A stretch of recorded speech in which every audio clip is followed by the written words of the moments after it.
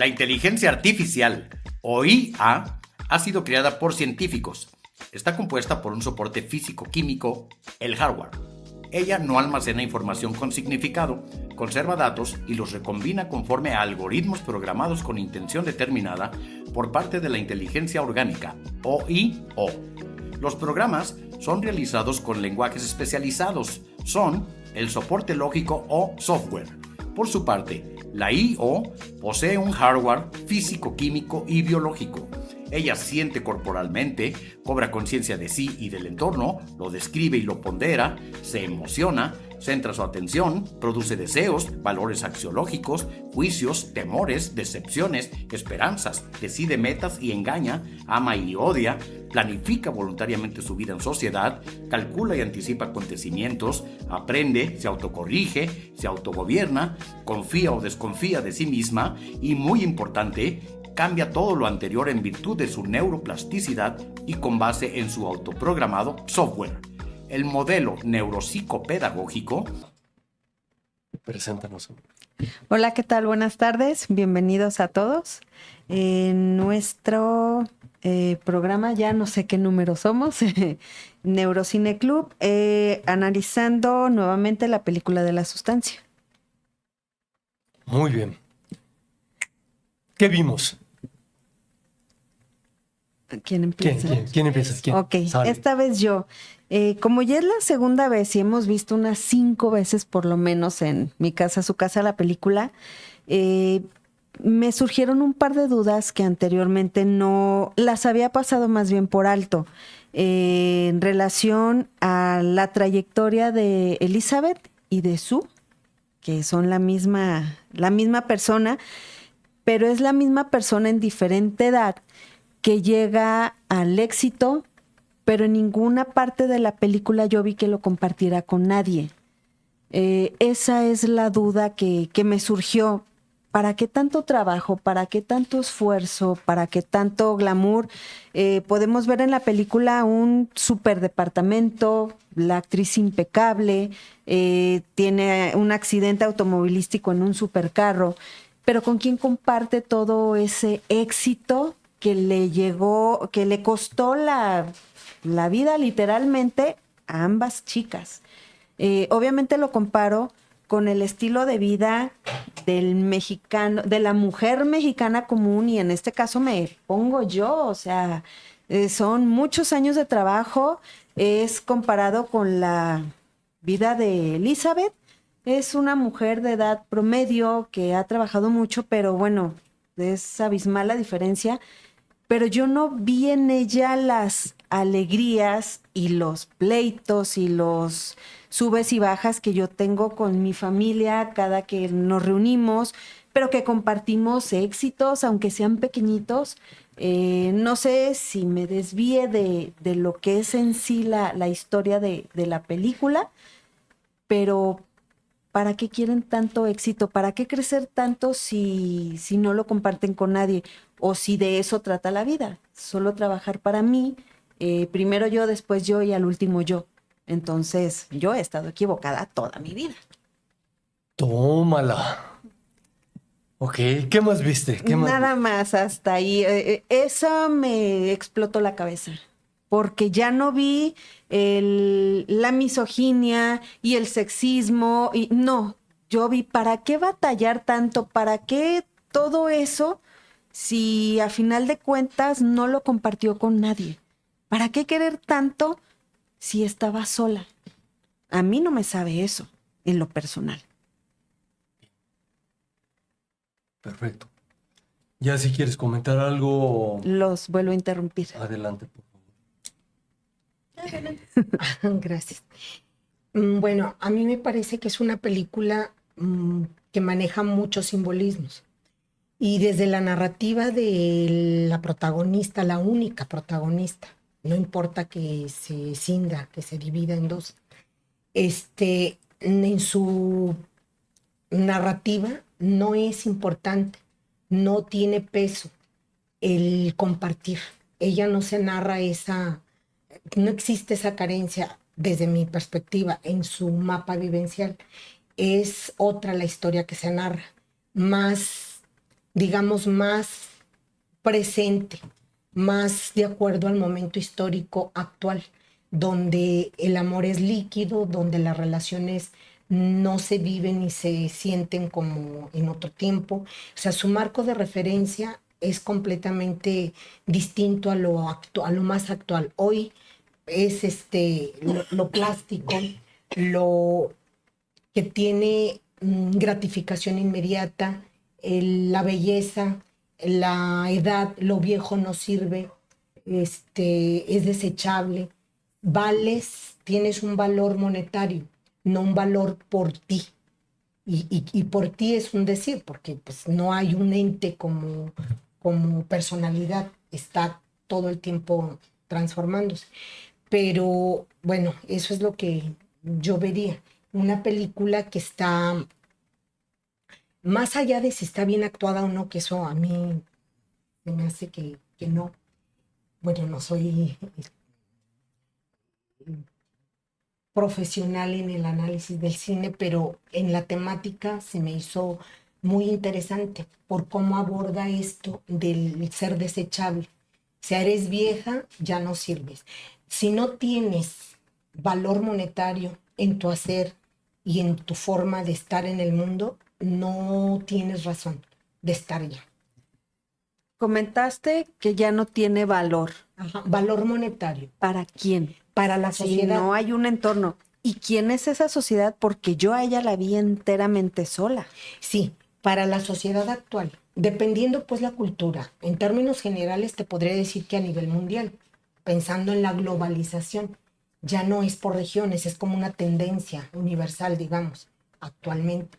Los valores son diferentes, no es que no haya, es otros paradigmas. Y en esos otros paradigmas no hay una apuesta por la esencia, entre comillas, de nuestra especie o lo que podríamos pensar como especie. La nobleza, la lealtad, la ética, la moral, todos estos conceptos que son específicamente humanos o que creemos que solo son de nuestra especie, no cobran relevancia en este momento como en otros y a nivel global. Y ya refiriéndonos a la cultura de donde ella procede o a la que tú hiciste referencia, a la nuestra, no, aún así no está. La apuesta es por la gratificación inmediata, porque eres lo que haces. O sea, no hay una división entre el ser y el hacer. Si tú tienes si tú tienes cuestiones materiales y tu personaje es públicamente aceptado y popular, entonces tienes éxito. Entonces lo compartes con nadie y con todos, porque te dan muchos likes y tienes millones de amigos, y eso no es real. Claro. Bueno, no es real Y sí es términos, real, claro. en términos materiales. Sin embargo, pensando como Guillermo lo plantea, bueno, como tú lo planteas, esa es una realidad que tampoco existe. O sea, no porque nosotros estemos aquí es lo correcto o es lo que existe. Son finalmente historias, ¿no? Eso es lo que yo veo. La tal realidad está construida y se reconstruye y se vuelve a construir desde diferentes ámbitos y todos los elementos que se están jugando, las historias, los personajes, las necesidades, todo lo que ocurre cognitivamente y todo lo que ocurre socialmente y todo lo que implica hablar de la sociedad en cada cultura y el momento histórico y la política y todo eso. Bueno, Eso viste. Eso es lo que yo vi. Ujú. Bien. Bueno, yo tengo 3 puntos que anoté. Ajá. Bueno, yo vi en la película un producto que crea una versión joven y perfecta de uno mismo, donde vemos que el personaje principal, Elizabeth, se enfrenta a una lucha interna de quién es realmente y pues quién de las dos merece existir, si Elizabeth o Sue. Oh, ¿quién merece existir? También Elizabeth basó su valor solo en la apariencia física y perdió el control sobre su identidad y sobre su autoestima también. Y una de las cosas que más me llamó la atención fue cómo Elizabeth pues tiene este enfrentamiento con sí misma, con su versión joven, que ya no es solo una mejora estética, sino también se convierte en una amenaza, pues al punto de que terminó asesinándose a ella misma. Fue como si el deseo de ser aceptada por su imagen terminara borrando todo lo demás que la hace ser quien es. Cuando te esfuerzas tanto por encajar en un ideal, puedes perderte a ti mismo. Y también me llamó la atención cómo se muestra el miedo a envejecer, que es lo que estaban hablando, pero pues no por el paso del tiempo en sí, sino por el rechazo que viene con él.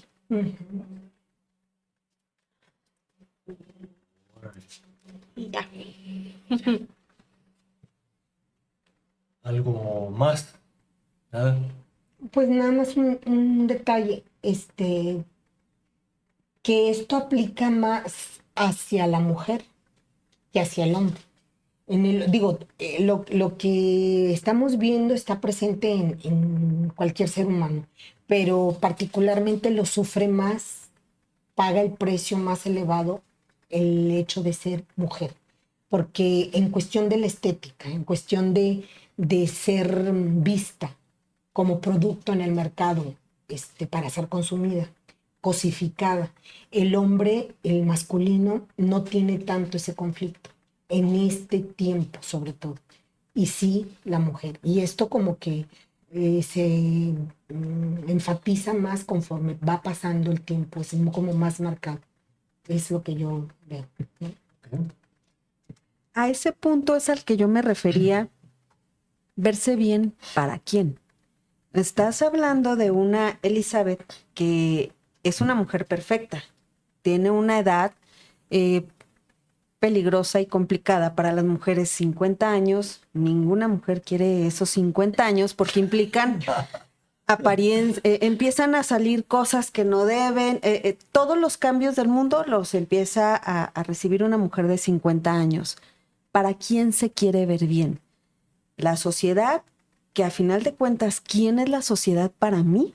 O para mi familia, para mis hijos, para mí misma. Yo siempre he estado, digo, y lo platico todo el tiempo con mis hijos, no entiendo el tema de las cirugías, ni retoques. No los entiendo como mujer. Y créeme que estoy en una edad, porque tengo hijas que, y yo me quiero operar, pero yo veo orejitas perfectas, obviamente soy la mamá. Y la otra, y es que la nariz, en cuanto tenga 20 años, ¿para quién? O sea, yo veo una hija perfecta, no como mamá, eres una mujer que está respirando con esa nariz, ¿por qué no eres capaz de aceptarte como eres? Es la sociedad. ¿Y la sociedad qué tiene que ver contigo cuando eres un ser humano completo, normal y perfecto? Perfecto es que abres los ojos y ves, escuchas, respiras, puedes comer. ¿Por qué no aceptarse? Y peor, llegar a los benditos peligrosos 50 y no tienes que imaginarte ni inventarte defectos que no existen, solitos empiezan a aparecer. Pero se tienen que aceptar, aunque a la sociedad no le guste. ¿Quién es la sociedad? Mis hijos nunca me han dicho, ay, cuántas canas tienes, o ya esos kilos que tienes de más. Y en un momento dado sería de los que sí me entristecería, porque cuando fueron chiquitos tú eras su ídolo. Tú eres lo máximo para ellos. Y es lo que conforme van creciendo, a mí en lo personal sí me ha partido el corazón, porque dejé de ser la super mamá. Para ellos, ¿cómo me decían? Elastigirl. Yo era ese superhéroe para mis hijos. ¿El qué? ¿El qué? Elastigirl es la esposa de Mr. Incredible. En Los Increíbles, la película. Pero de niños Oh. te idealizan. Ya no hay manera que me comparen con Elastigirl. Para ellos es para los que yo considero debiera de ser hermosa porque tengo la bendición de tener una familia. Pero los que no tienen una familia es lo que no entiendo en la película. ¿Para qué tanto glamour? ¿Para qué tanta sociedad? Si a final de cuentas la sociedad no le debes nada. Es mi punto de vista. Bien. Déjenme decirles que a mi consulta llegó anteayer una mujer y me narraba muy preocupada una pesadilla que tuvo. ¿Sí? Ese fue su entrada espectacular. Y bueno, mi querido ingeniero, me gustaría que empezáramos adelante para que conozcan al personaje que vino. Vamos con... Sí, por favor. Oh, wow. I really wasn't expecting that. I'm just in shock right now. I've been doing this a long time, like over 45 years. And this is the first time I've ever won anything as an actor. And I'm just so humbled and grateful. 30 years ago, I had a producer tell me that I was a popcorn actress, and at that time, I made that mean this wasn't something that I was allowed to have, that I could do movies that were successful, that made a lot of money, that I could new knowledge, and I bought in, and I believed that. And that corroded me over time to the point where I thought a few years ago that maybe this was it. Maybe I had done what I was supposed to do. And as I was at the low point, I had this magical, bold, courageous, out of the box, absolute bonkers spring come across my desk called The Substance. And the universe told me that you're not done. And I'll just leave you with one thing that I think this movie is imparting is in those moments when we don't think we're smart enough, or skinny enough, successful enough, or basically just not enough. I had a woman say to me, just know, you will never be enough. But you can know the value of your worth if you just put down the measuring stick. And so today I celebrate this as a marker of my wholeness and of the love that is driving me for the gift of doing something I love and being reminded that I do belong. Thank you so much. Bien. Claro, no les voy a decir su nombre de mi paciente. La voy a llamar Elizabeth Sparkle, ¿sí? Para proteger su identidad. Bueno, entonces llega Elizabeth Sparkle al consultorio, muy mortificada por una terrible pesadilla que había tenido la noche anterior. Y bueno, comienza a narrarme su pesadilla. Y voy tomando nota muy minuciosamente, por supuesto. Y de repente tuve que comentarle un poquito para encuadrar el asunto de nuestra vida onírica, porque pues, nos pasamos la tercera parte de nuestra vida durmiendo, ¿no?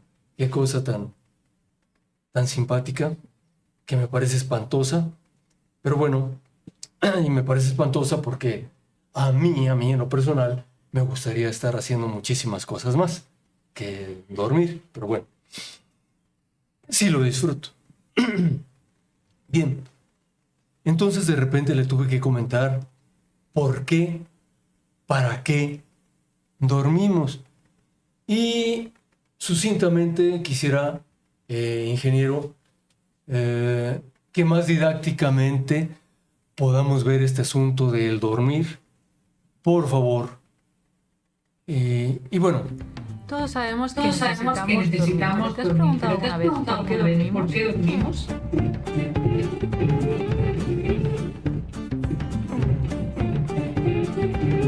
A día de hoy todos los animales que se han investigado duermen, o al menos hacen algo equivalente a lo que llamamos dormir, aunque no sé exactamente cómo lo hacemos nosotros. Si has pasado alguna vez un día entero sin dormir, durmiendo solo 2 o 3 horas, te habrás dado cuenta de que no funcionamos igual. Yo puedo dar fe de La ello. falta de La falta de sueño nos hace rendir peor cognitivamente, estar más irritables, tener un estado de ánimo más bajo. Y esto, si se mantiene en el tiempo, puede tener consecuencias muy peligrosas para la salud. La falta de sueño está asociada a una peor respuesta inmunitaria y desbalances hormonales. Se ha visto que está asociada a un mayor riesgo de padecer obesidad, hipertensión, niveles más altos de colesterol. Pero, ¿qué función cumple exactamente dormir? Entonces, si es tan necesario y es malo si no dormimos, ¿por qué hace falta dormir? Bueno, pues no está claro y queda mucho por investigar, pero estas son algunas de las hipótesis después de años de investigación. Ahorro de energía. Mientras dormimos, gastamos menos energía. Nuestro corazón late más lento, respiramos también más lento, disminuye nuestra actividad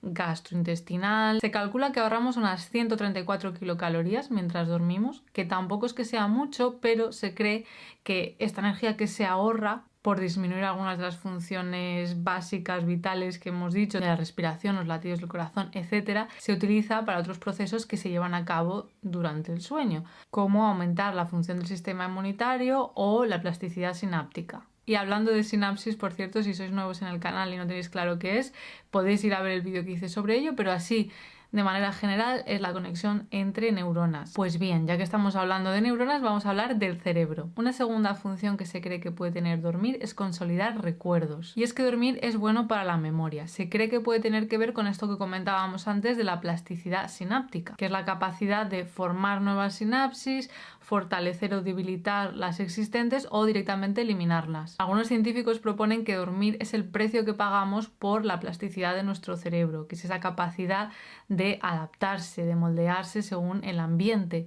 Y es que durante el día pues estamos expuestos a multitud de estímulos y se van formando continuamente sinapsis nuevas. En cambio, mientras dormimos, pues le damos un descanso de todos esos estímulos a nuestro cerebro y se cree que lo que pasa es que se fortalecen las que son importantes y se eliminan las que no lo son. Además, se cree que se produce una reactivación de los recuerdos recién formados y se fortalecen aquellos que sean más importantes. Otra función es la de limpiar nuestro cerebro. Durante el día se van produciendo desechos que son tóxicos como consecuencia del metabolismo de la actividad celular y esos desechos se eliminan sobre todo mientras dormimos gracias al líquido cefalorraquídeo que irriga nuestro cerebro. A este sistema de limpieza de nuestro sistema nervioso central se le ha denominado sistema linfático por la unión de las palabras glía y sistema linfático. La glía son las otras células del sistema nervioso aparte de las neuronas y el sistema linfático, si queréis saber más en profundidad lo que es, podéis ver el vídeo de la hiperactina de Sandra Ortonoves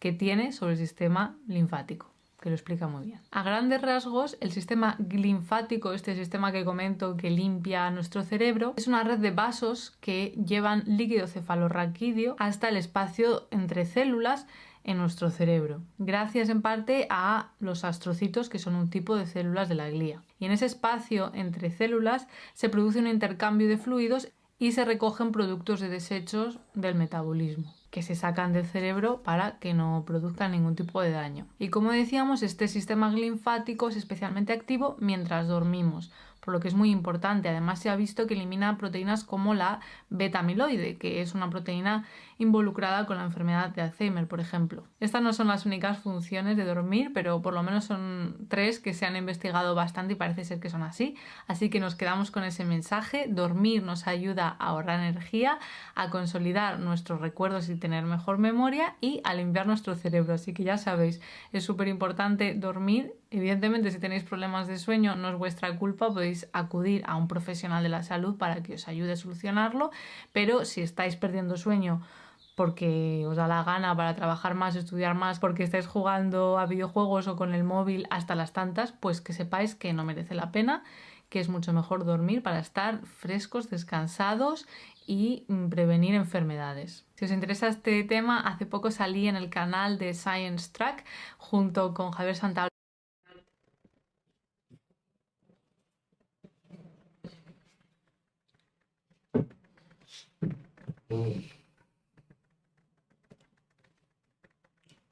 Bien.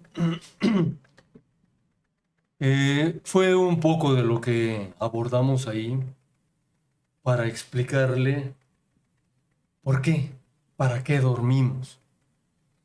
Producto de nuestra evolución, por supuesto. Porque el resto de los hermanos animales también duerme, curiosamente. Bueno, pero ella estaba bastante mortificada, esta Elizabeth, la señora que vino a mi consulta, por su pesadilla. Entonces también tuve que comentarle un poco al respecto de por qué las pesadillas. Entonces, mi querido ingeniero, por favor, algo de lo que abordamos fue esto. Enciende tu lámpara y prepárate para una pregunta realmente escalofriante. ¿Por qué tenemos pesadillas? Vamos a descubrirlo en el episodio de hoy de Preguntas Colosales. Las pesadillas pueden ser muy desagradables, pero los expertos creen que podrían haber ayudado a nuestros antepasados a sobrevivir. Imagina por un segundo que eres un hombre de las cavernas y sabes que si no tienes cuidado, un tigre grande y feroz con dientes de sable te devorará. Las pesadillas de los cavernícolas pueden haber sido aterradoras, pero ayudaron a su cerebro a concentrarse en los peligros del mundo real. Todo eso tiene sentido en la época de los cavernícolas, cuando el peligro estaba a la vuelta de la esquina. Pero ¿qué pasa hoy? ¿Siguen siendo útiles las pesadillas para la seguridad del mundo moderno? Bueno, sí y no. A diferencia de aquella época, la mayoría de las personas ya no tiene ese tipo de peligros, por lo que la necesidad del mecanismo de las pesadillas puede que sea mínimo, aunque a veces puede resultar útil. Los miedos más modernos como el acoso, el rechazo o la burla pueden provocar en las personas el mismo tipo de pesadillas que los miedos físicos del pasado. Y al igual que en el pasado, esas pesadillas pueden ayudarte a lidiar con tus miedos. Eso explica por qué tenemos pesadillas. ¿Pero hay algo que podamos hacer para detenerlas si siguen ocurriendo? Bueno, existen algunas técnicas como ensayar el final de una pesadilla mientras estás despierto para que tu cerebro lo termine en lo que se llama un sueño de maestría. La idea es que si puedes superar el miedo que hay en tu sueño, podría ayudarte a lidiar con lo que sea que te esté causando las pesadillas. Y si olvidas todo lo demás de este episodio, trata de recordar una cosa. Es solo un sueño.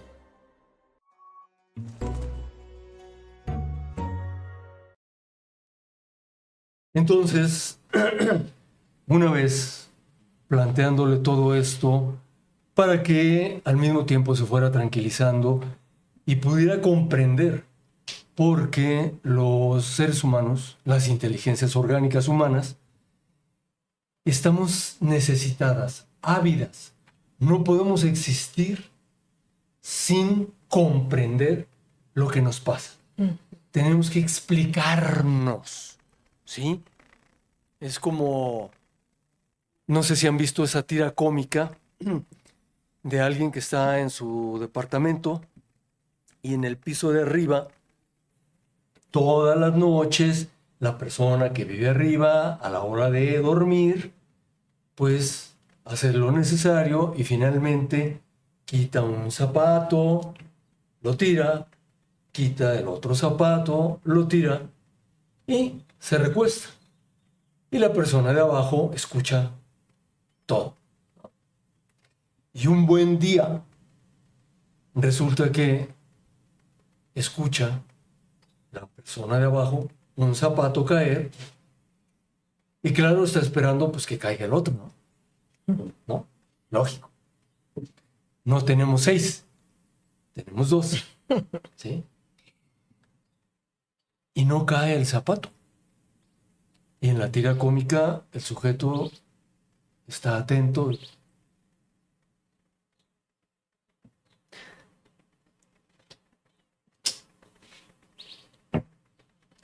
Y no cae, y no cae. Siempre necesitamos explicaciones. Correlacionar. Causa, efectos. Repercusiones de nuestras acciones en el exterior y consecuencias de nuestras acciones que nos sobrevienen debido a nuestros actos. incluso en nuestros pensamientos. Hay consecuencias para con nosotras mismas cuando pensamos algo o cuando sentimos algo. Hay consecuencias que sentimos, que registramos, ¿no? Sí. Bueno, entonces, Elizabeth Sparkle, mi pacienta, quiere explicarse eso de las pesadillas. Y la pregunta es, en la actualidad, podemos, desde la ciencia, desde las neurociencias, que es nuestro trabajo, explicarnos qué son los sueños, pesadillas. ¿Es posible registrar esto? Por favor, explícanos un poquitín, ¿sí? Ok. Este asunto con tu cuadro que tienes ahí. Por favor. Los registros escritos más antiguos de interpretación de los sueños datan de hace más de 3.800 años. Ajá. ¿Qué más? Las neurociencias pueden registrar la actividad cerebral asociada a los estados oníricos usando herramientas como hoy por hoy es posible, es la pregunta. Registrar sueños y pesadillas. Indirectamente, sí, indirectamente no vemos las imágenes, como un electroencefalograma, una resonancia magnética, polisonografía. En describirlos, sí, con autorreporte, como entrevistas y diarios de sueños. Medirlos con marcadores fisiológicos y escalas, a través de o como con los electroencefalogramas, cuestionarios, entrevistas estructuradas. Analizarlos desde múltiples enfoques, como en neurofuncional, clínico, fenomenológico.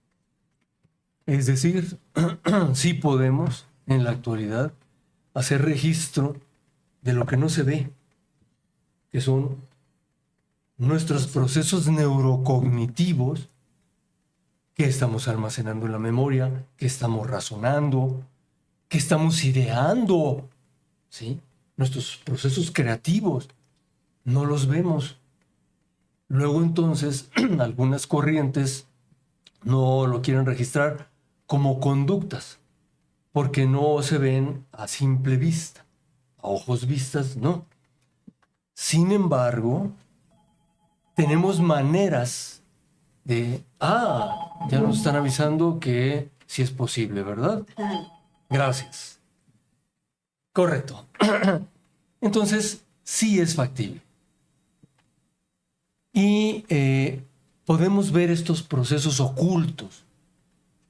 Y actualmente podemos caracterizarlos como conductas encubiertas, y que es dable manifestarlas mediante un reporte verbal o como conductas encubiertas que atrás de las conductas visibles están moviendo los hilos de nuestras actuaciones histriónicas conductuales. ¿Sí? Y bueno, ya Alejandrina tuvo la gentileza de explicarnos de qué forma lo registramos neurocientíficamente y cómo poderlo hacer visible, ¿no? Sí. Bueno, ante esto, yo le preguntaba a mi paciente Elizabeth si consideraba que habría algunos precursores en su vida que hubiesen detonado esta pesadilla.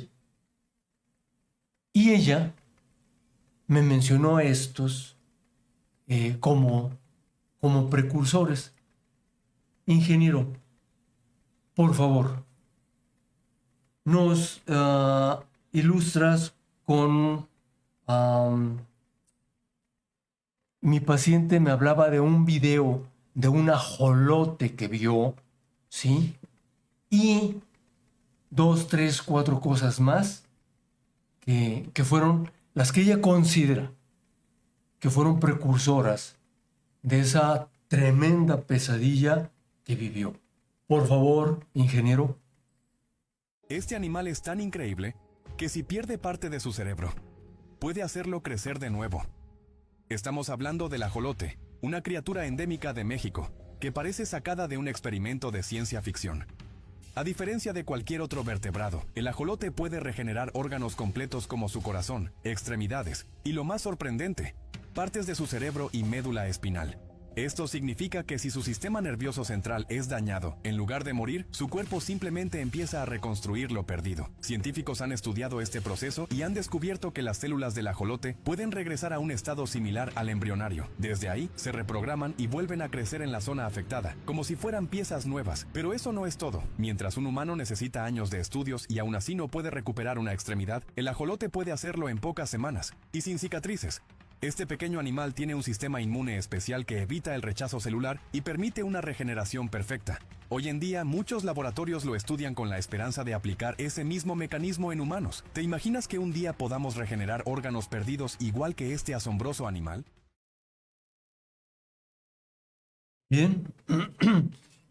Ese video me mencionó que en una de sus sesiones, antes de presentarse al público en su programa que ella tiene, mientras la maquillaban, tuvo la oportunidad de ver ese video y ella sospecha que influyó en la construcción de su pesadilla. Y le pregunté, ¿sería suficiente eso como detonador? Y me dijo, bueno, creo que hay otra imagen que creo que contribuyó a esto. Por favor, ingeniero, esa imagen le llamó la atención, le perturbó y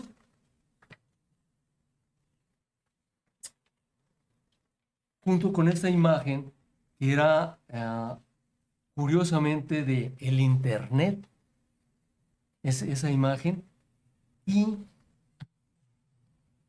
leyó esto en esa imagen. Por favor, ¿nos ayudas? Sí. La ingeniera. Y llegó el momento de entender que este cuerpo que habito no es eterno, que se desgasta, se transforma y que algún día dejará de existir, que estamos hechos de fragmentos de memoria y olvido, anhelos, ecos, restos de días y noches. Tuve que comprender que todo está en constante cambio y que mi paso por este mundo tiene un propósito, dejar algo bueno. Asumí también que mis padres no estarán siempre y que mis hijos poco a poco elegirán su propio rumbo y que no hay posesión que dure más que la vida misma. Luego será de alguien más, que los seres vivos que amo no son eternos, y yo solo fui parte de su viaje. Asumí que el mundo seguirá su curso cuando yo ya no esté y que con el tiempo mi recuerdo se desvanecerá. Al aceptar que todo es temporal, me pude ayudar a encontrar paz. Muchas gracias. Curiosamente, esa imagen y este texto, ella lo vio en la red social llamada Facebook, ¿sí? Y le pregunté, ¿algún otro detalle, incidente que haya colaborado, contribuido a la creación de esta pesadilla, de esta obra de arte que nos aventamos cada noche? Más o menos entre 3 y 6 sueños tenemos en nuestro lapso del dormir. ¿Todos los días? Todos los días, todos los días. Aunque no recordemos. Probablemente, lo más general es que no recordemos, ¿eh? Pero siempre se sueña. Sí. Wow. Y esto se da en el lapso que le llamamos movimientos oculares rápidos. Porque quienes han tenido la oportunidad de ver en algún bebé, en un perro, en una pareja, en alguien que está dormido, no nos podemos ver a nosotras mismas, pero a otro sujeto se mueven los ojos. Y es cuando están soñando. Sí. Es una actividad enorme, ¿eh? Enorme. Bueno, entonces me dijo que también en Facebook vio esta siguiente imagen que nos va a hacer el favor el ingeniero de presentarla. Y para ella fue perturbadora. ¿Sí? Bueno, le pregunté más, porque bueno, mi trabajo es preguntar,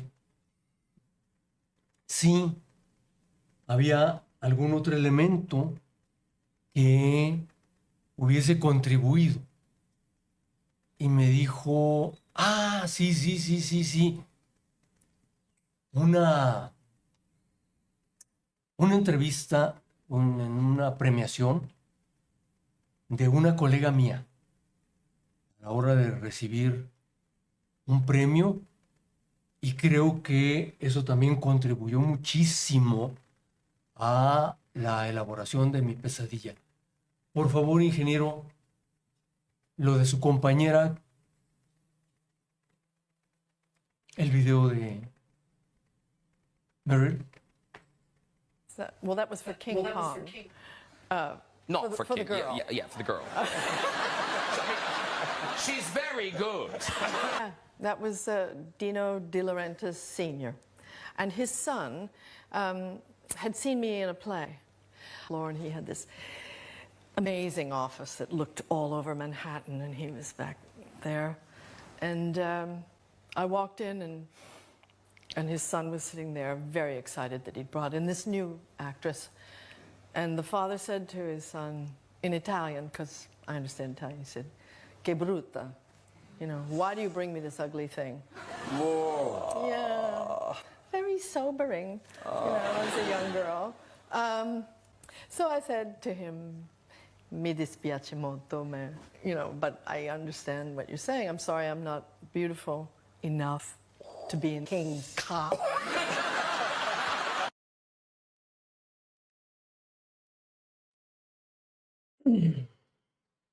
Y bueno, le volví a preguntar.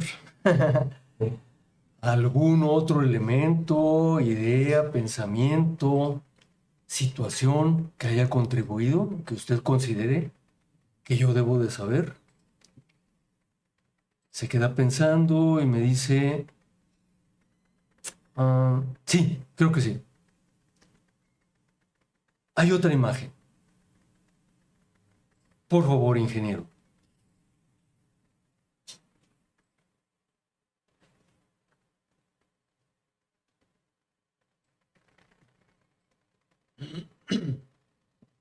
Y dice que esto le perturbó. Querer que la realidad sea diferente a lo que es. Y creo que no solamente a ella le perturba. Sí. Es así como generamos problemas. Es así exactamente como sufrimos. Es así como le reclamamos al mundo. Y quienes son creyentes en dioses y esas cosas mágicas, luego le reclaman. Y yo digo, bueno, está absurdo, pues que le reclamen algo que no existe, lo que no existe también. O sea, quiero que sea de otra forma lo que sí existe. Y entonces le reclamo al que no existe, que por qué no existe lo que no existe, estando lo que sí existe, ¿no? Pero bueno, así funciona. Y en esta confusión que yo me vi, le volví a preguntar, ¿hay algo más que me quiera comentar? Y dice, sí, hay otra cosita más. Y bueno, me menciona esta otra cosita. Ingeniero.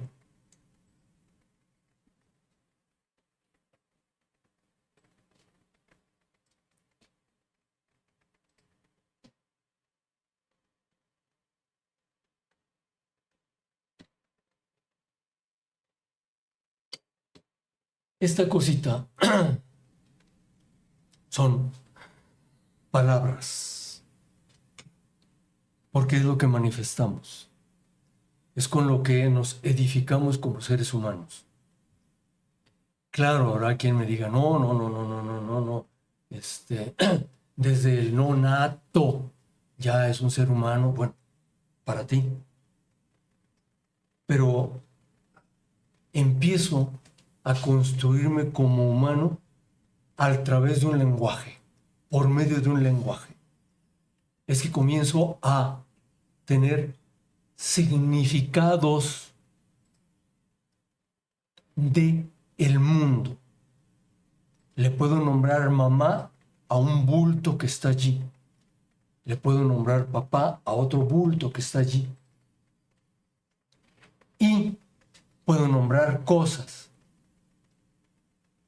Incluso las puedo ir describiendo gracias al lenguaje.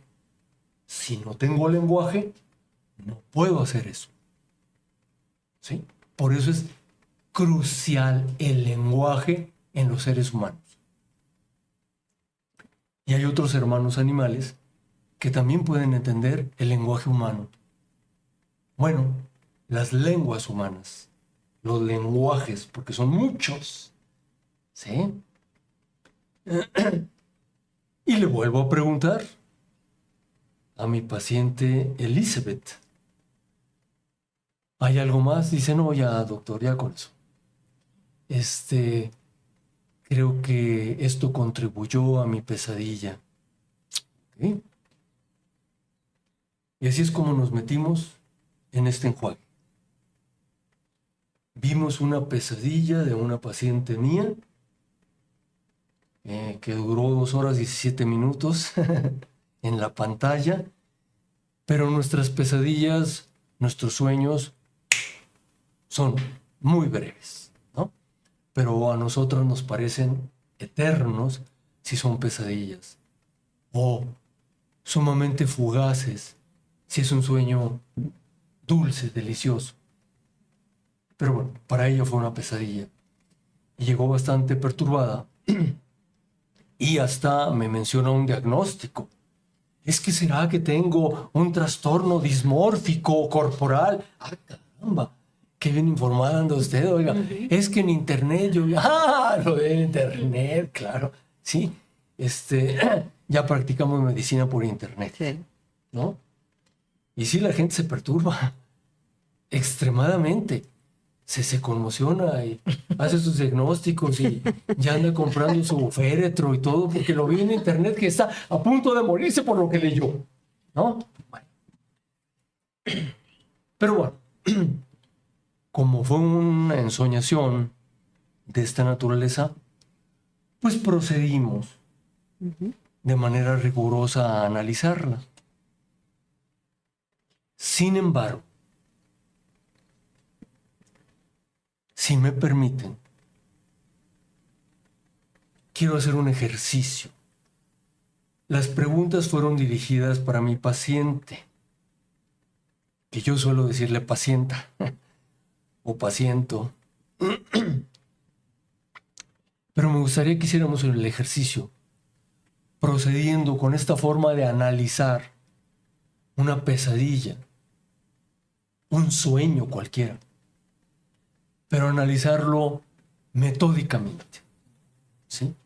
Y que espero que a las personas que tienen la gentileza de acompañarnos pueda llevarlo a cabo sin tener que ir con un especialista y darle unas normativas de cómo analizar sus sueños, porque ya mencioné que sueños tenemos todo el tiempo, ¿no? Así que nos ayudas, nos diriges, por favor, paso por paso, y les voy a pedir que analicemos nosotras lo que vimos, que nos narró nuestra paciente, y seamos nosotras las que respondemos estas preguntas. No Elizabeth, sino qué vi yo en la pesadilla de Elizabeth Sparkle. ¿Sí? ¿Qué me llevó a mí? ¿A dónde me remitió? ¿Qué me hizo sentir, pensar, imaginar, fantasear, aterrorizarme? Representó una pesadilla para mí también en algunos fragmentos. O me carcajeé. Por favor, dirígenos. ¿Ya? Por Perdón. favor. La onironáutica implica la capacidad de ser consciente de que se está soñando mientras se sueña y potencialmente influir en el contenido y desarrollo del sueño. Primer punto. Hagamos del relato onírico o pesadilla sueños didácticos, estéticos y lúdicos, con funciones pedagógicas o anticipatorias, diagnósticas, correctivas, como si fueran mensajes de un experto interno que conoce al soñante profundamente. Representaciones oníricas dotadas de una inteligencia simbólica, narrativa y adaptativa en vez de simples residuos del día o expresiones caóticas de fuerzas metafísicas. La soñante me relató la pesadilla en primera persona, con la mayor claridad de detalles posible, imágenes, sonidos, aromas, emociones, sensaciones, movimientos, colores, secuencias, transiciones, actuaciones histriónicas conductuales, personajes. Tomé nota de los aspectos más extraños, desconcertantes o aterradores, con un esfuerzo personal para vigilar, hasta donde me fue posible, mis interpretaciones distorsionantes. La metodología analítica empleada fue la de molécula de significado a molécula de significado. Primero, foco de atención, indicación, distinción, diferenciación, marginación. A ver, allí lo importante es que cuando percibimos algo, a efectos de hacerlo, nuestro cerebro lo primero que realiza es un enfoque. Como aquí, los ingenieros manejan cámaras y cambian su foco de atención. Okay. En las películas, en las obras cinematográficas, el director de arte, el director de cámaras, nos llevan, enfocan, nos dirigen hacia dónde tenemos que ver, qué tenemos que ver, a qué distancia la tenemos que ver, con qué colores, con qué movimientos, etcétera, etcétera, ¿no? Así hacemos. Para conocer el mundo es lo que necesitamos. Enfoque. Y tenemos primer plano, segundo, tercero. ¿Sí? Puedo enfocar hasta un detalle mínimo. ¿Sí? Como si fuera un francotirador de... ¿Sí? Así. En segundo lugar, describimos. Una vez que enfoco mi atención en algo, mi cerebro tiende a describirlo. ¿Cómo? Con medidas. Es más alto o más bajo, más grande, más chico, más negro, menos negro, más blanco, menos blanco, ¿sí? Etcétera, etcétera. A más distancia, menos distancia. Es la manera más apropiada de describir algo, con medidas, para poder moverme en el mundo. ¿Es un sonido más estridente o no? Ello me permite identificar a qué distancia está, por ejemplo, un peligro. Si escucho un ladrido, si escucho un rugido, depende de la distancia. O actualmente, que estamos en temporal de lluvias acá en Jalisco, México, Zapopan, para el mundo, estamos en temporal de lluvias. Y el relámpago y el trueno. Y por la magnitud del relámpago y la magnitud del sonido, yo puedo identificar a qué distancia. Y entre más estridente, más sobresalto. ¿Sí? Para eso me sirve describir las cosas. Y el cerebro lo hace en automático. ¿Hasta aquí me voy explicando? Sí. ¿Sí? Así fue como también fui llevando a la paciente Elizabeth Sparkle. Que lo vamos a hacer con nosotras. En donde pusimos atención dentro de su pesadilla, cómo nosotras lo describimos, ¿sí? Para ver qué me significa. Es decir, el tercer paso es en dónde coloco eso que mi atención tiene como foco, ¿sí? Cómo lo voy describiendo y ahora cómo lo clasifico, en dónde lo clasifico, a qué se parece, porque de ahí depende la interpretación que le voy a dar. ¿Sí? ¿Se parece a, por ejemplo, a alguien de mi familia? Ay, es mi mami. Y mi neurofisiología cambia, porque cambian mis emociones. Sí. ¿Sí? O es mi vecina. O es alguien antipática para mí, mi vecina antipática. Cambia mi neurofisiología porque la puse en un conjunto lógico, matemático de las personas que Desagradables. me son antipáticas. ¿Sí? En cambio, a mi mami la coloqué en otro conjunto lógico, matemático, donde están mis seres amados, que se parece más a, ¡ah! ¡Qué bonita mi mami! Así como tú decías, yo para mis hijos, mis hijas, pues soy lo máximo, ¿no? Fui. Cuando eran chiquitos. Sí, ciertamente, luego cambia. Sí. Eso va cambiando. O digamos, se va ampliando, se va agregando, se va mutilando, se va transformando. Porque al rato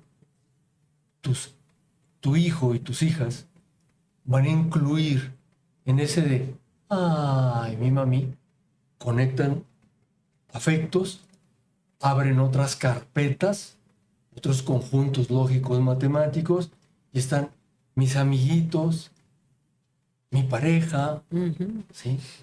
Etcétera, etcétera, ¿no? Y conecto también de, ay, es mi novio, ¿sí? Ay, es mi amigo. ¿Sí? Bueno.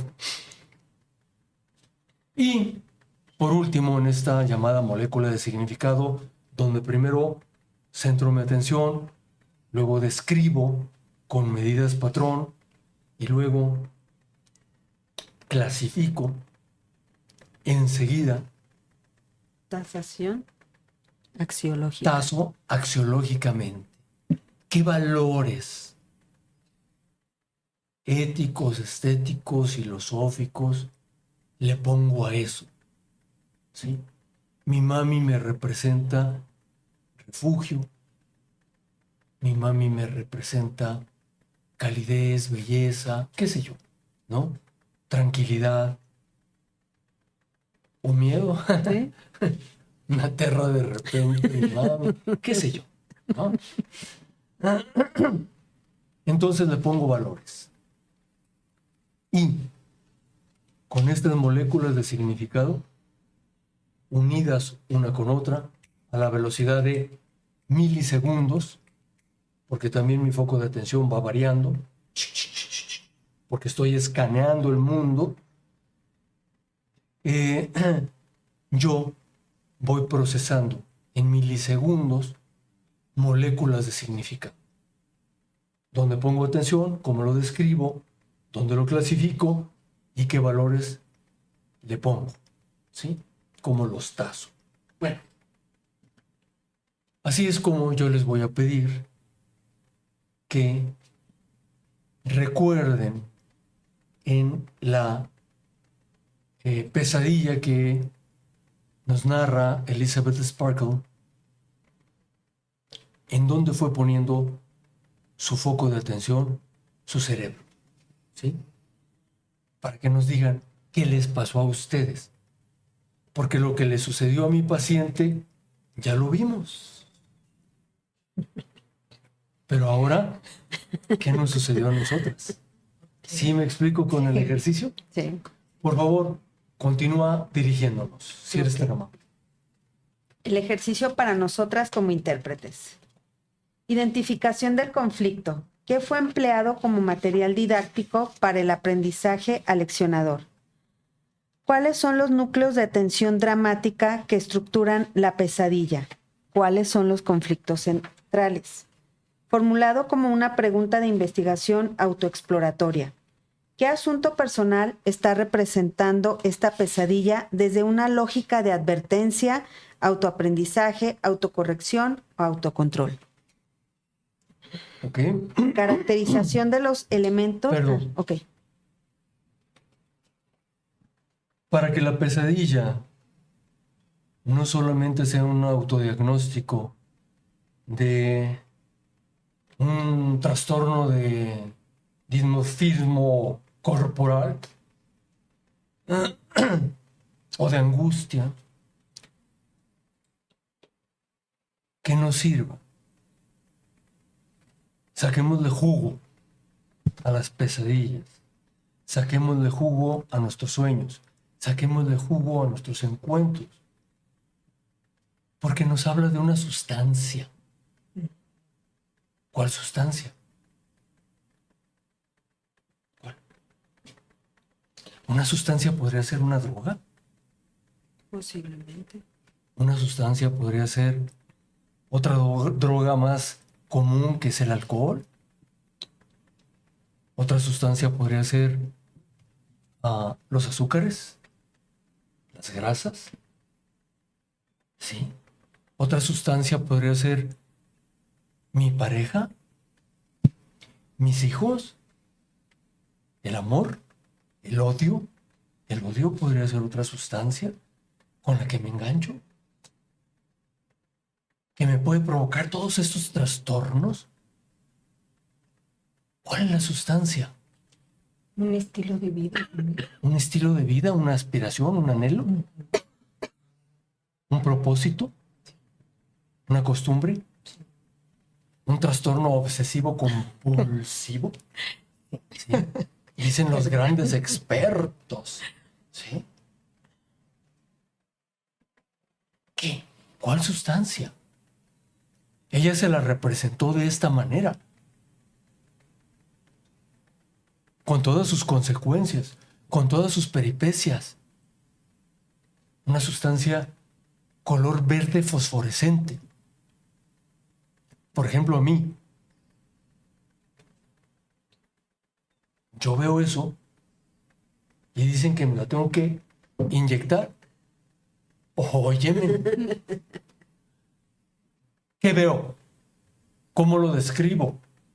El color fosforescente, verde. ¿En dónde lo clasifico?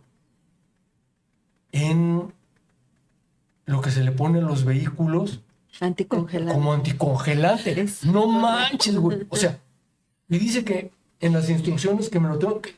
Oye, yo. Eso fue lo que vi en su pesadilla.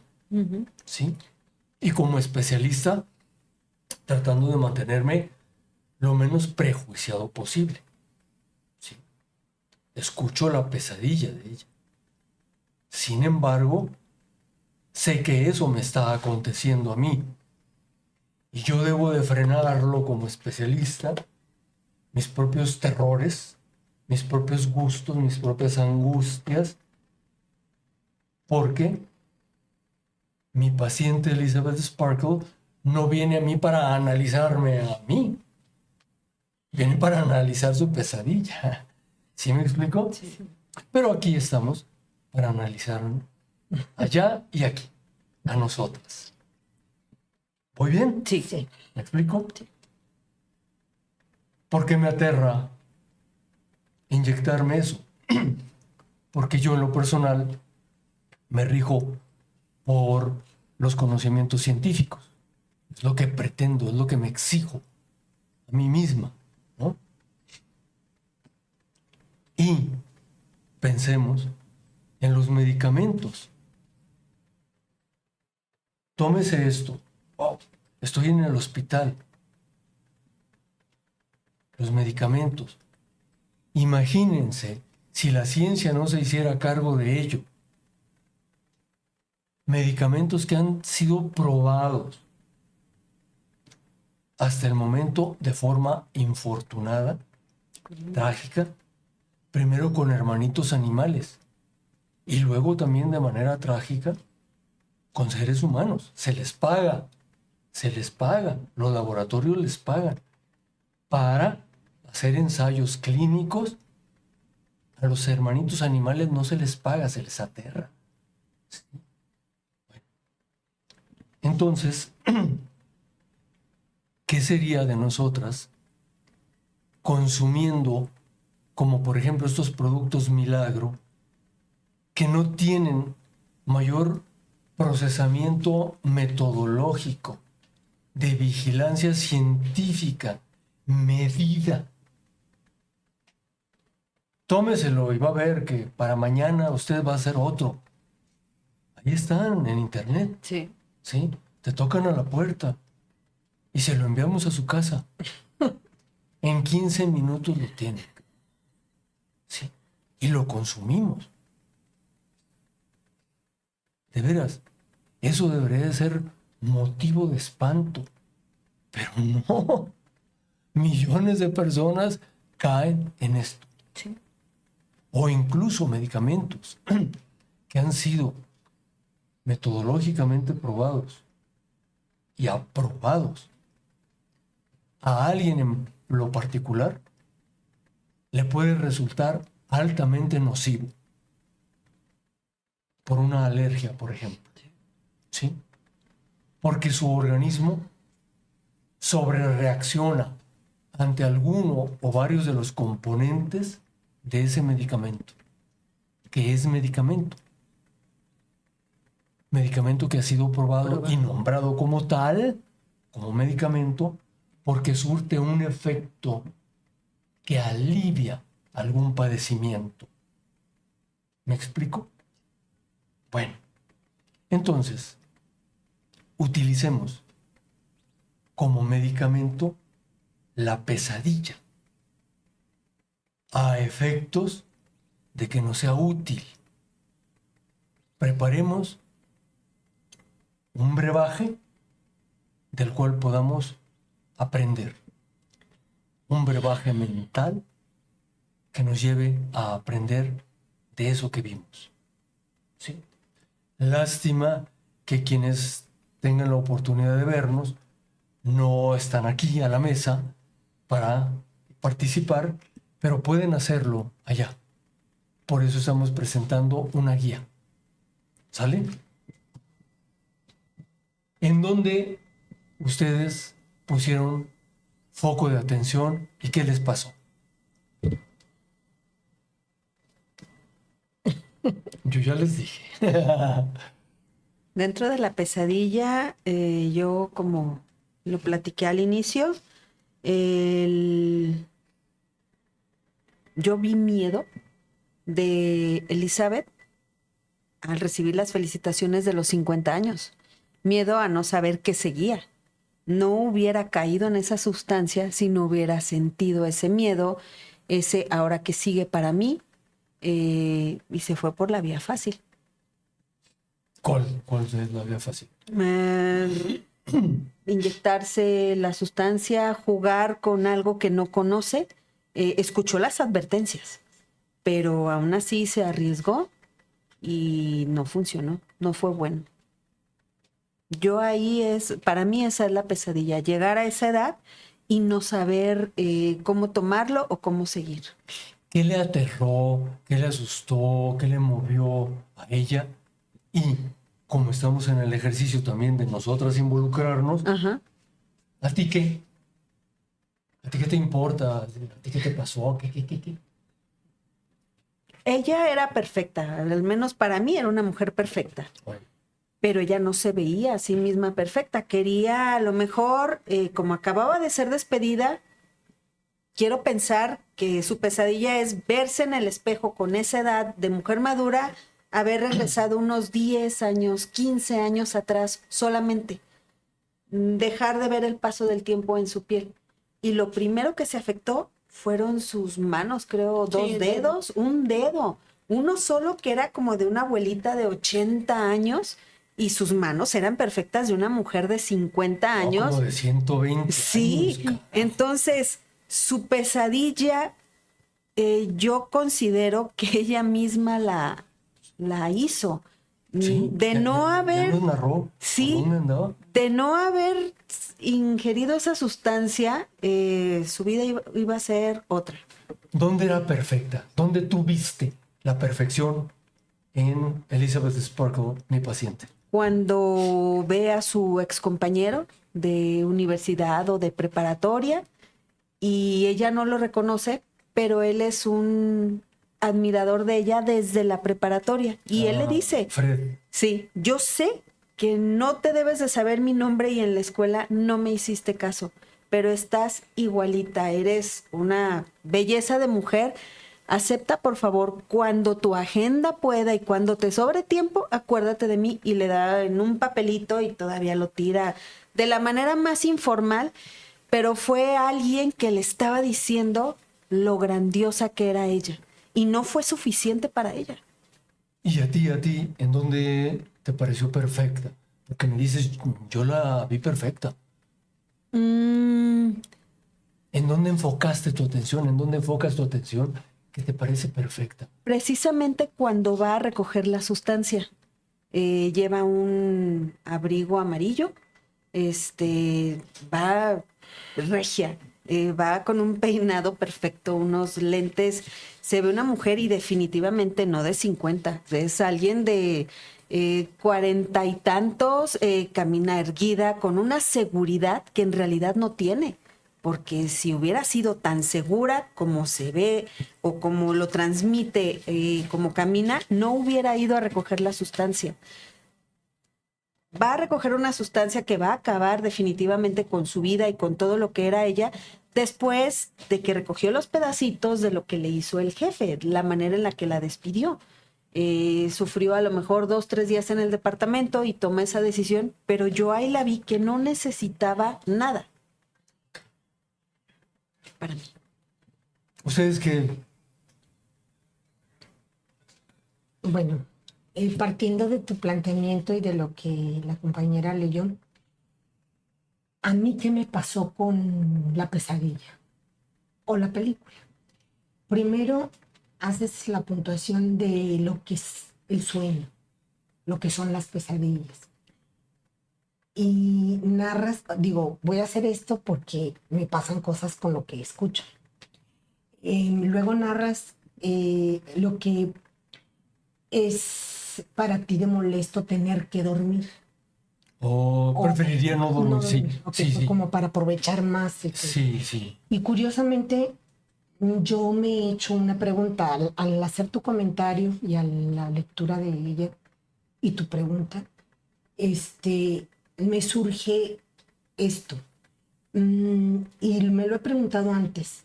Si el dormir con pesadillas o sin pesadillas, sabemos que soñamos, pero si el estado onírico es, para mí es como la vida, como estar o no despierto, no me hace gran significado, no hago la distinción. Sé que anochece y el organismo se prepara para caer en ese estado de conciencia, porque no estamos muertos. De conciencia no, ok, otra. Pero para mí no hay es como una línea continua de vida. O sea, no estás ni perdiendo el tiempo, ni estás, o sea, para mí es, incluso la pregunta que me he hecho a veces, media rara, pero es, ¿y quién dice que el estar despierto es eso y el estar dormido es eso? Tal vez el estar dormido es más consciente, más libre, porque no hay tanto estímulo, por lo menos en momento a momento, entre comillas consciente, pero bueno, como que hay menos filtros. Y eso se me hace interesante y bueno, es una pregunta así. Una acotación. Nota a pie de página. ¿Por qué acontece eso cuando dormimos? Es decir, los sueños. ¿Y por qué los vemos así? Porque hay regiones en el cerebro que disminuyen su funcionamiento, ¿sí? Y otras se activan más.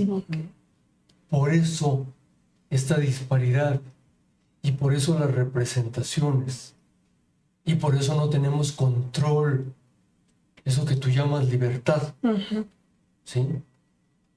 Y me refiero otra vez a mí, no me gusta dormir porque pienso, lo pego con que no hemos evolucionado de la manera más apropiada como a mí me gustaría. Y regreso al cartelito. Me gustaría que la realidad hubiese sido otra. Porque donde mucha gente ve perfección en nuestra evolución, qué maravilla, y somos perfectos, y ve que qué trabajo de Dios, y que las venas, yo lo veo como una deficiencia. En diseño, yo lo reprobaría al tal Dios, porque es demasiado complejo. Es más fácil, se eleva la probabilidad de que falle un diseño entre más elementos tiene. ¿Sí? Entre menos es ingeniera, habrá ingeniera. No, sigue. Perdona que entre en tu campo, ingeniera. A mí me parece un diseño mal hecho. Es demasiado. Por eso fallas. Por eso deterioro, por eso dolor, por eso envejecimiento, muerte. Sí, es demasiado. Hay seres con otro tipo de evolución. Por ejemplo, si me permiten, mi querido ingeniero, ¿qué tal si nos vamos con la medusa? Por favor, adelante.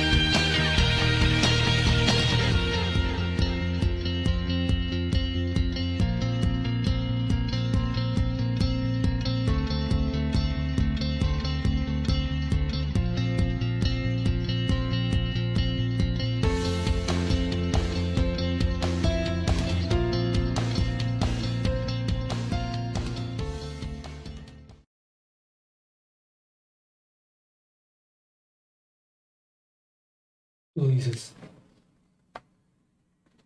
¿me haces favor de ilustrarnos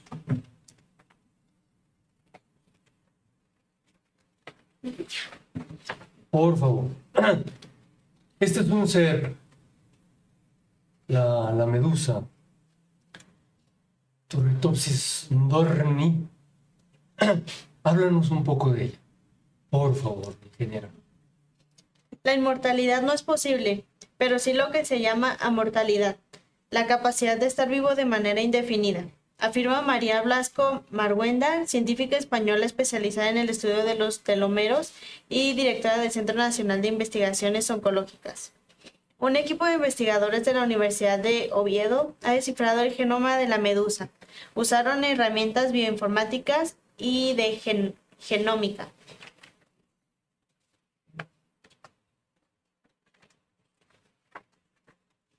Estos genes están asociados con la replicación y la reparación del ADN, el mantenimiento de los telómeros, la renovación de la población de células madres, la comunicación intercelular y la reducción del ambiente celular oxidativo.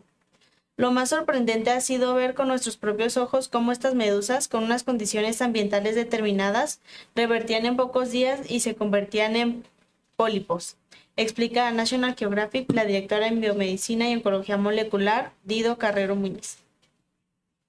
¿Qué es la transdiferenciación? Cuando la medusa se enfrenta a condiciones adversas, sus células pueden transdiferenciarse, es decir, las células del animal se reprograman, cambiando su estado y se convierten en células madre, mismas que pueden dar origen a nuevas estructuras orgánicas. ¿Les sigo? Por favor. ¿Hay más especies inmortales? En el reino animal existen otras especies conocidas como inmortales, como puede ser la hidra, un invertebrado de agua dulce que mantiene la capacidad de regenerarse eternamente gracias a que posee una potente población de células madre. Incluso entraría en esta etiqueta otras especies que no parecen mostrar signos de envejecimiento con el tiempo, definido por el término senescencia insignificante.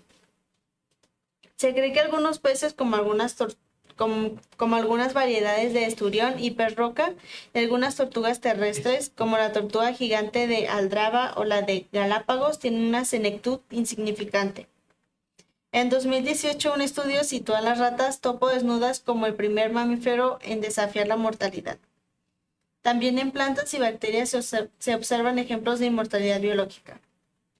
Sin embargo, Turritopsis dorni es el único animal capaz de volver atrás en el tiempo, es decir, de regresar desde un estado de adultez y postreproductivo. Recordemos la obra cinematográfica El canso de Benjamin Button. Siendo ya medusa como tal, la que se reproduce sexualmente regresa a su estado anterior llamado pólipo, que se reproduce asexualmente. No hemos de olvidar que la biología de una medusa y la de un humano son muy diferentes.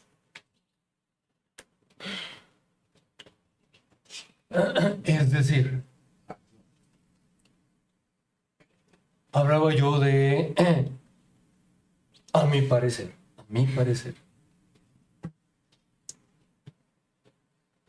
pudimos haber evolucionado, hablo de evolución, no hablo de creación, pudimos haber evolucionado con mejores adaptaciones. Por ejemplo, las plantas, los árboles, con solamente agua, oxígeno y luz solar, procesan lo necesario, lo suficiente y eficientemente para vivir.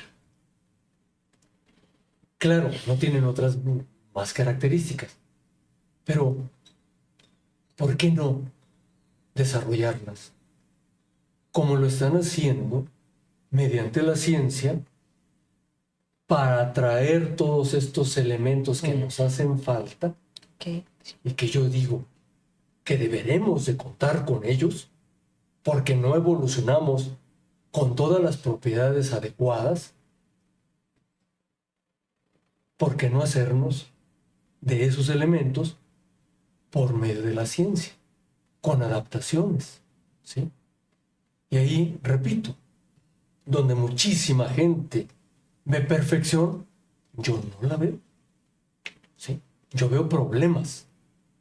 Perfección será, para mí, cuando vayamos incluyendo elementos que nos hacen falta. porque aspiramos a ellos, o cuando menos yo y quizás algunos otros sujetos lo desearían también.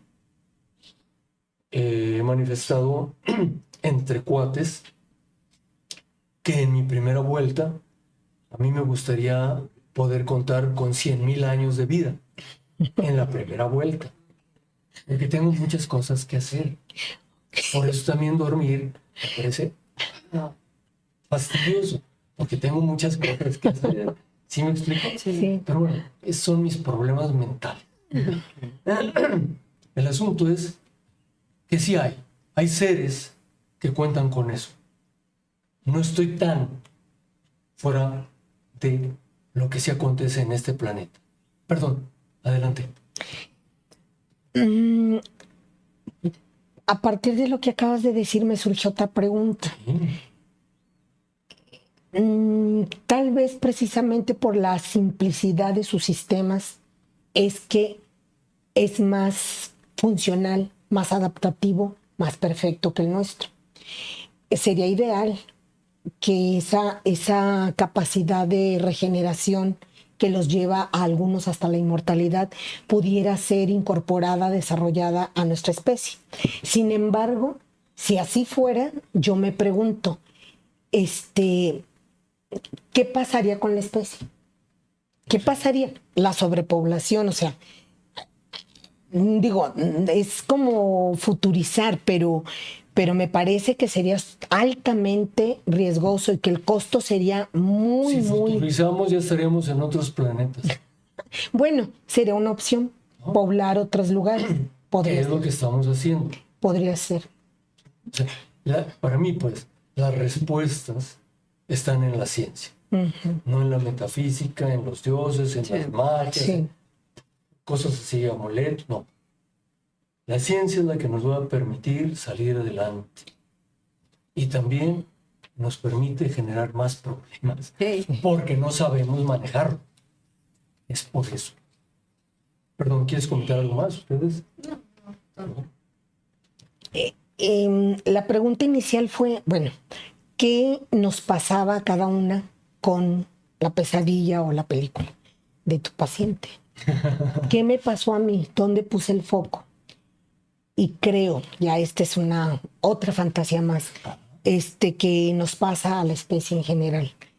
El deseo de la permanencia, de terminar con la muerte. Por ejemplo, mi foco se centró en la imagen del perro sin ojo, por ejemplo. Ah, aquí. Ajá. Órale.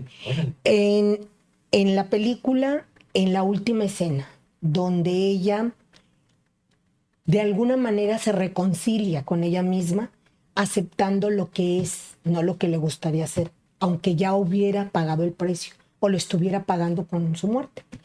Y es esa apuesta a querer lo que no está, a desear la permanencia, de alguna manera, permanecer con vida, lo que llamamos vida, pues. Y vida de la forma más funcional y entre comillas perfecta que se pueda. En el momento histórico del que se trate, la apuesta siempre es por la permanencia y el sufrimiento también, porque al día de hoy no es posible. Y creo yo, ya ese es algo mío, que aunque esa es mi apuesta, en el imaginario, me da miedo, se me mueve el miedo cuando veo la deformidad, la enfermedad, el sufrimiento, aunque no sea mío. Procuro no identificarme, pero cuando me identifico, me pasan cosas porque es como un recordatorio, es como estarme viendo ahí. Posiblemente, potencialmente, puedo estar en esas condiciones. Y algún día, sí o sí, no voy a estar. Y creo que la famosa ciencia, incluyendo la medicina, aparte de ser negocio y de lucrar con ese afán, con esa necesidad que tenemos como especie de la permanencia, lucran y se enriquecen, no todos, pero sí muchos. No la ciencia por sí misma, los que invierten sus millones en el desarrollo de la ciencia y la tecnología, eso se me hace lamentable. Creo que por eso en mucho no se avanza. creo. Y bueno, pues eso es lo que a mí me movió y me sigue moviendo. O sea, ver cuando me logro resbalar y me identifico con lo ajeno, con lo que no me está pasando a mí, con otras historias, me mueve esa sensación de no permanencia. Y además creo que en el caso de la pesadilla y del personaje principal, de tu paciente, en el fondo del fondo, aparte del deseo de permanecer, hay otro que creo que supera ese, más que la necesidad de estar, de permanecer, y es la aprobación. El saberme amado, el saber que pertenezco y que soy aprobado, que no necesito de nada más que existir y ser querido, aprobado, aceptado.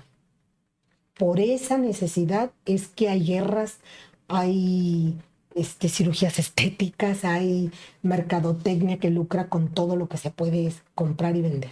Esa es mi conclusión. Eso me pasó a mí con esta película, con esta historia, con esta película.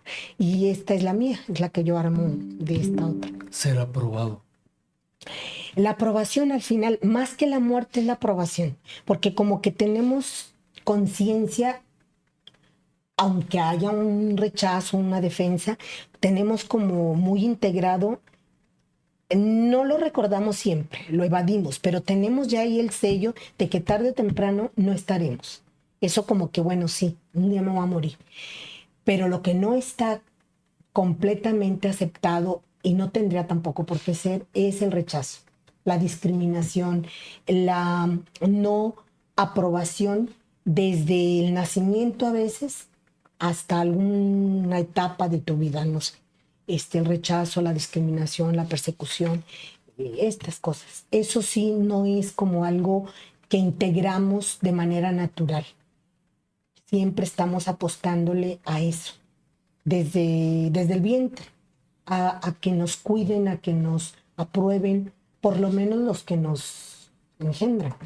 Lo veamos consciente o no, conscientemente está esa necesidad de aprobación y a veces es en la representación social, pública, en donde se manifiesta.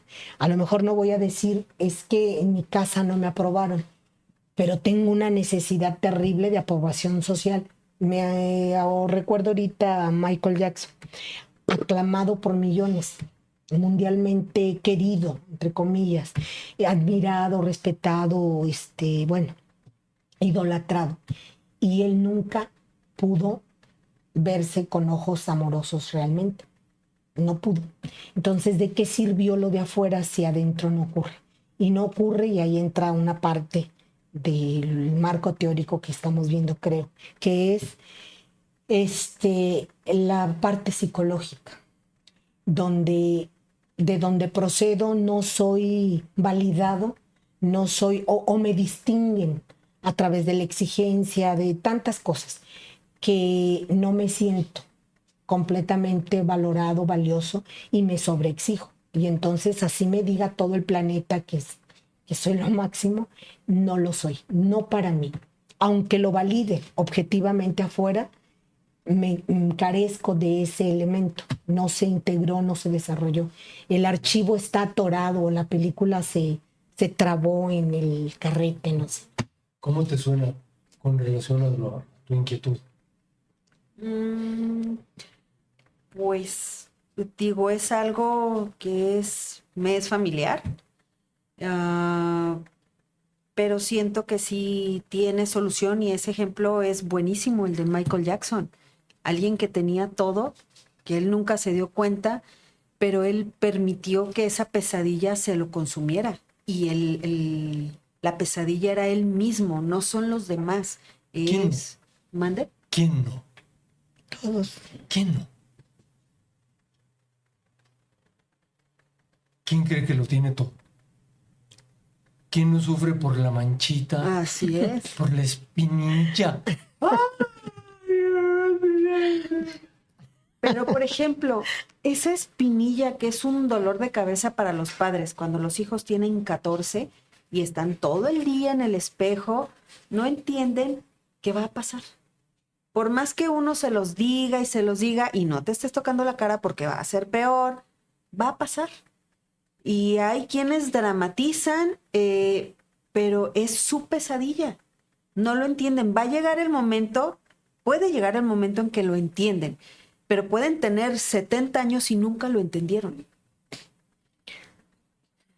¿Por qué tanto horror a la edad?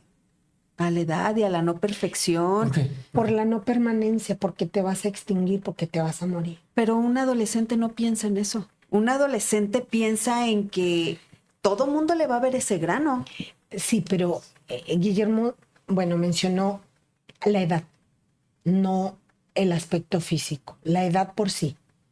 Ya para llegar a cierto número y de ahí para adelante es desde que nacemos, es la degradación o el paso siguiente cada día a la no existencia, a la muerte. Pero teniendo el reloj que apenas empieza a caer la arena abajo, pues no es como algo que te preocupe a los 5 años, a los, no sé, ¿tu edad? 23. Menos, o sea, no. Como tú dices, ya de los 50, no sé, hay quienes desde antes y con tanta propaganda desde que eres, no sé, más chiquita todavía, en esta época ya es un tema. Ya las chicas de 20 ya están sufriendo por la edad.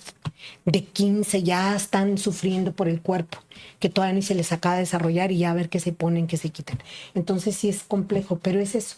Creo que al final de cuentas es la aceptación y el no aceptar lo que es. ¿Y qué es? Pues que hasta hoy nos vamos a morir. Todavía no estamos como la medusa o como la hidra. La apuesta es por ahí, pero aún ahí va a haber muchos problemas, como esto de qué vamos a hacer con tantos. No sé.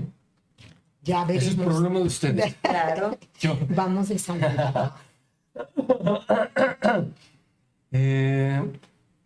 ¿Cuál sería nuestro segundo punto de análisis? ¿Quieres comentar algo, ingeniero? Todo bien. Sí, Sí, claro. ¿Sí? Todo bien digerido. Sí. Perfecto. Sería el análisis del estilo narrativo. A ver.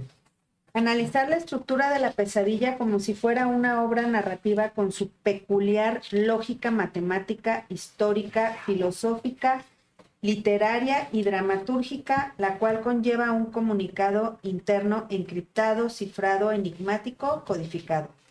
Tal narrativa tiene inicio, conflicto, clímax, resolución, habiendo redundancias, bucles de información, habiendo cambios de escena bruscos, qué emociones provoca, qué mecanismos usa para provocar temor, angustia e impotencia.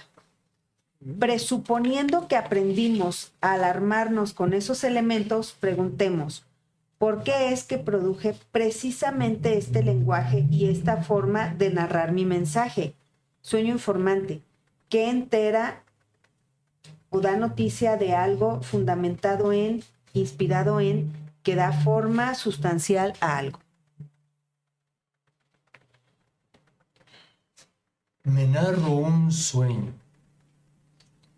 Me narro una pesadilla. Me narro mis ensoñaciones, es decir, esas fantasías diurnas. Me narro una historieta con alguien que pasa. Cuando me veo al espejo me narro también historietas mías. Cuando estoy tumbado. Y todo el tiempo me estoy narrando. Porque somos seres de narraciones. ¿Y por qué nos narramos? ¿Para qué? Pues para poder recordar más cosas. No cosas aisladas. No es memorizar fragmentos. Las tejo con un argumento y caben más. ¿Sí me explico? Sí. Sí, las recuerdo más, de mejor manera. ¿Sí? Por eso somos animales de historias. Nos encantan las historias. Bueno, hay gente que le gusta ir al cine, gente que le gusta ver películas. O sea, hay de todo. Todo. Hacerlas y verlas. Sí. Hay otros que las hacen, son seres extrañísimos. Bueno, otros que les gusta aparecer hasta en Facebook, que haciendo programas y cosas así. Hay de todo. Aquí el asunto es el sentido de mi narración. Y esto implica hacer conciencia de la narración, una autoconciencia. Nadie ve mi narración por fuera, solamente yo. Y tengo que hacer un esfuerzo de autoconciencia, un esfuerzo de autoanálisis. Y otro más, caramba, autocrítica. Autocrítica, reflexión. Y otro, autocontrol, con autocorrección. Son mis tareas. No hay autoconciencia, ando a tontas y a locas. Soy una chiva. ¿Sí? Un simio en, ¿cómo llaman? En una cristalería. ¿Sí? Ando desatado. Sí. Porque no hay conciencia. ¿Qué ando haciendo? ¿Para dónde? ¿No? ¿En dónde enfoco? ¿Qué quiero? ¿Qué pretendo? ¿Cuáles son los logros? Las repercusiones de mis acciones, las consecuencias que me sobrevienen.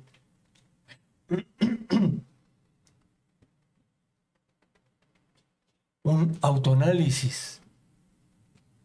Tener el valor de armar una metodología para desmenuzar y reconocer fragmentos disgregados y luego ensamblarlos. Ese es un análisis para saber por qué estas piezas acomodadas de esta manera tienen tal función. Un sistema, ¿no, ingeniera? Son piezas armadas de determinada forma, en tal secuencia, con tales tiempos, para que den un determinado funcionamiento. ¿No? Puedo cambiar su funcionamiento, o desechar la máquina, o repararla, qué sé yo. ¿No? Aquí la más enterada es ella. Bueno. Luego, una autocrítica. Es dificilísimo. Siempre estoy más atento hacia afuera y me es muy sencillo criticar porque yo soy muy crítico. Soy alguien con una gran cultura, tengo instrumentos de análisis del mundo que me permiten criticar y de todo me quejo. No. Regrésate, enfócate a ti y luego autocorrección. Sí, autocorregirme. Criticar a otros y corregir a otros está fácil. Es muy fácil. ¿Sí? Y el siguiente paso, autocontrol. ¿En dónde me falla? Una vez que hice conciencia, analicé, me autocritiqué y entonces hago estas valoraciones. ¿Cómo me controlo? Eso.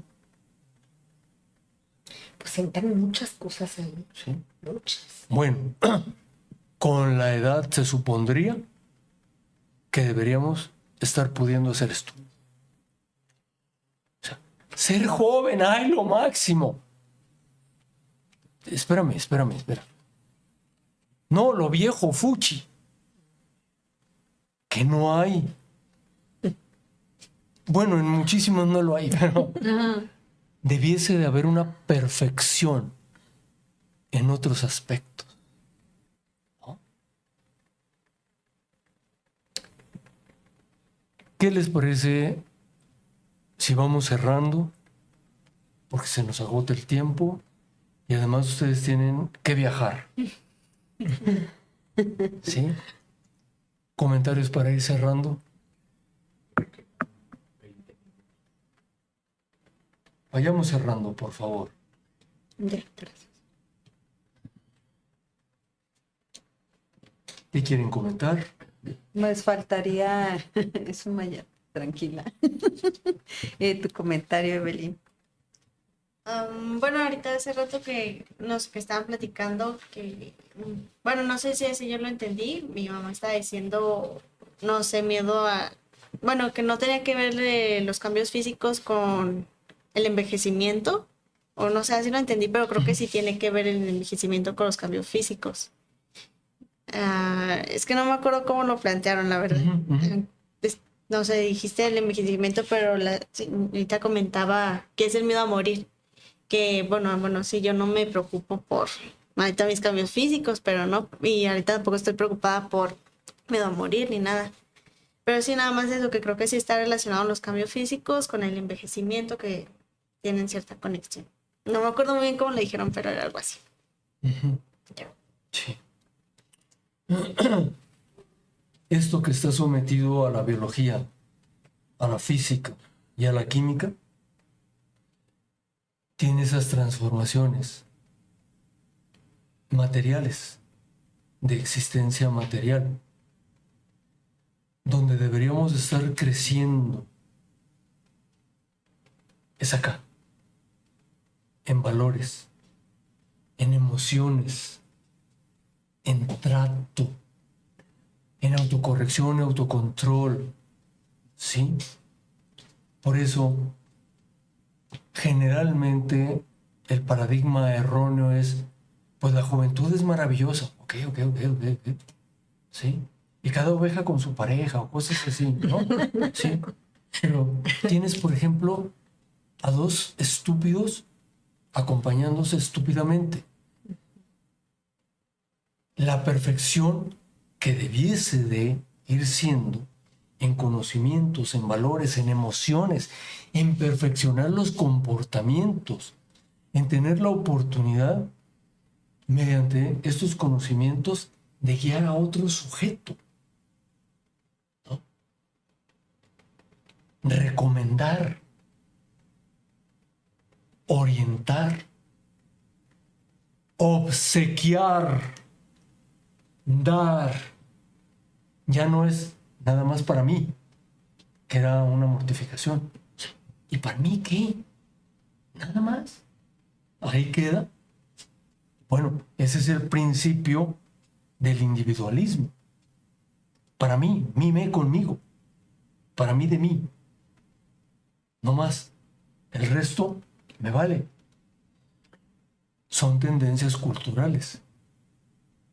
Hay otras tendencias en otras regiones del mundo donde estoy para otro. Y actualmente suena muy absurdo a nuestra cultura. Sé feliz tú. El problema es del otro. ¿Sí? Si es feliz o no. Tú no te preocupes. Tú haz lo que quieras. ¿Sí? Ese es su asunto. Es la penetración de esta ideología individualista, no comunitaria, no compartida, no copartícipe, nada más yo. Y es una ideología. Y también lo pregonan las gentes estas especialistas en la salud mental. Por ejemplo, tú encárgate de tu orgasmo, el otro es un pedo. ¿Sí? Sí. Cosas así. Así de absurdas. La felicidad es tuya. El otro que se la fabrique. A ti te vale. ¡Wow! ¿Eso es otro planeta o qué? ¿Sí? De ese nivel. Pero no nos damos cuenta. Recalco, es una ideología. También eso, hay otra ideología. Ideología. Estar al servicio del otro. Porque ahí sería el ganar-ganar. ¿Qué pasa con el Isatsu? No cooperan, no colaboran, no se organizan y llevan a la destrucción. ¿Sí? Lo que consumes de un lado se desgasta en el otro. Eso no lo podemos entender. Si yo destruyo al otro, también me destruyo a mí. Claro. No lo alcanzo a ver. ¿Sí? Bueno, quería enfocarme en este aspecto. Por eso en la pesadilla de mi paciente le sucede eso a sus protagonistas. Porque termina siendo puro extraer. Para mí. Pero la consigna era, las dos son lo mismo. Tú eres lo mismo. Y según yo soy muy ganón cuando, por ejemplo, a mí, que no me gusta dormir, que si duermo, por supuesto, me dedicase a minimizar mis horas de sueño por hacer. Me lo va a cobrar. Entonces debo de estar claro y consciente de que, aún estando mal hecho por la evolución, No le va a ganar. no le voy a ganar. Entonces sí necesito dormir y tener una higiene de sueño, ¿sí? Y hacer lo más apropiado. Comer lo menos posible a la hora de dormir, antes de dormir, lo menos posible beber agua, la tranquilidad, etcétera, etcétera. ¿Sí? Dormir tranquilo. Sí lo practico. No soy estúpido, pues. Me gustaría otra cosa. Ese es otro boleto. Sí, por favor. Cuando Cerremos. estaba yo creo que en la prepa. O sea, hace como 2 semanas. Hace como un año. Escuché a un maestro que yo admiraba mucho, que dijo una ocasión que para él dormir era una pérdida de tiempo. Un concepto parecido a lo que tú mencionaste. Pero en ese tiempo yo no lo interpreté como ahorita se manejó. Solo me quedó, era como muy inquieta y el día no me alcanzaba para hacer todo lo que me gustaba o tenía que hacer. Cuando escuché eso, se me hizo tan importante que empecé a forzarme. Voluntariamente a dejar de dormirme con naturalidad, como lo venía haciendo toda la vida. Y a partir de esa fecha y al día de hoy, se creó como algo sucedió en mi cerebro, rutas nuevas, pero no para mi beneficio. El caso es que a partir de que yo le doy ese valor a esas palabras tan importantes, empecé a tener, primero disfrutaba el no haber dormido tanto, porque pude hacer, pude leer, pude mirar, pude hacer. Pero después, por ejemplo, al día de hoy, que de pronto te entro en esos estados de insomnio, no total, pues si no ya no sé dónde estuviera, pero que me cuesta trabajo dormir, quisiera no haberle dado tanta importancia a aquello que en aquel tiempo fue tan relevante. Lo que les pasó a Demi Moore y a Meryl Streep. Sí. Y así nos pasa a todas. Sí. Penetra un dardo. Sí. Siémbrale a una persona una duda. Siémbrale a una persona una mala idea. Y no sabes si va a germinar o no, ¿eh? Uno abre el hocico. Uno se mueve, uno actúa. Y no sabes cómo repercute allá. Igual de allá para acá. Pues esa selección que hice, esa indicación, decisión, donde yo enfoqué mi atención, eso puede cambiar mi vida. Así de crucial. Sí. Para eso sirve la molécula de significado. Para eso este análisis, para eso sirven los sueños. Aprovechemos 8 horas. Porque les digo, también uno se puede programar, es en serio, ¿eh? A resolver problemas, sí, como tal, durmiendo, que es algo que yo he hecho, que se hace naturalmente, pero uno lo puede hacer a voluntad, dejando esta programación para fructificar en esas 8, 6 o 12 horas que alguien necesita dormir. Bien. ¿Algo más? Yo estoy bien. Bien. Me urge Mi niña. aprender eso. Se puede. Me urge. Se puede. Natal, ¿estamos en tiempo? Perfecto, muchísimas gracias. Despidámonos. Algunas diapositivas, mi querido ingeniero, para las últimas, dejamos las últimas, para amenizar. Y había un video, ¿no? También.